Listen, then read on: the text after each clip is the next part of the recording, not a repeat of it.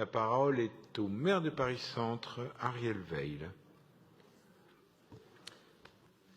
Monsieur le maire, chers collègues, la transformation d'une ville pensée et aménagée pour les automobilistes en une ville conçue et adaptée aux piétons et fréquentée en grand nombre par les cyclistes passe par des aménagements structurants et un maillage cyclable dense et cohérent. C'est l'ambition du plan vélo.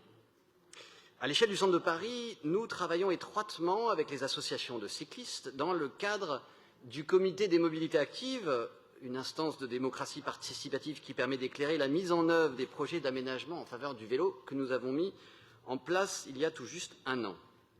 Alors, à côté des aménagements indispensables qui redessinent la ville, il y a des ajustements plus fins, des interventions de confort et une régulation des mobilités actives qui sont nécessaires pour accompagner les habitants dans ce changement des mobilités.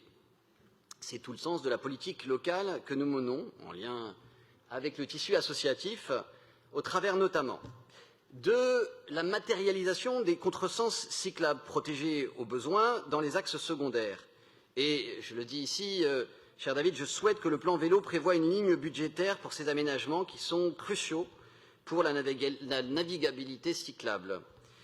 De l'implantation de stationnements notamment sécurisés dédiés aux vélos, il faut que nous avancions encore plus vite sur les solutions apportées, notamment ces vélostations que nous avons été les premiers au centre de Paris à accueillir et que nous attendons de manière capacitaire de pied ferme à Paris-Centre. Et comme David Béliard le disait à l'instant, effectivement, il faut qu'elles soient dans les lieux d'intermodalité. Je pense à Châtelet, je pense aux Halles, évidemment. Du déploiement de mobilier type pompe et bornes de réparation, là aussi, nous avons innové et été dans les premiers explorateurs de ces mobiliers. 5 nouvelles pompes et bornes, d'ailleurs, seront déployées cette semaine à Paris-Centre et entretenues par la Régie de quartier, autre innovation ESS. Ensuite, du soutien aussi, bien sûr, à l'écosystème vélo.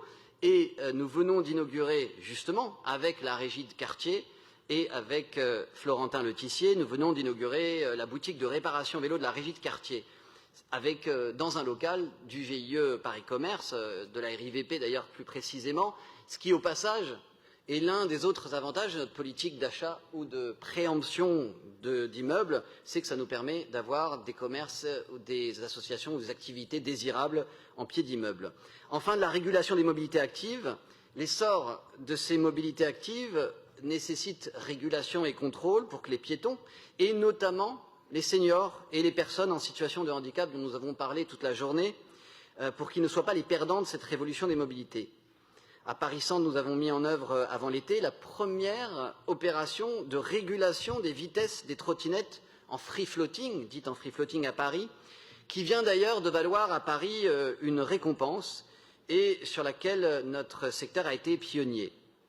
Demain, nous allons construire avec les associations vélo locales des actions de sensibilisation et des campagnes de communication pour rappeler à tous et à toutes les règles du code de la route et les règles de bonne conduite qui s'appliquent en voiture comme à vélo. Je vous remercie.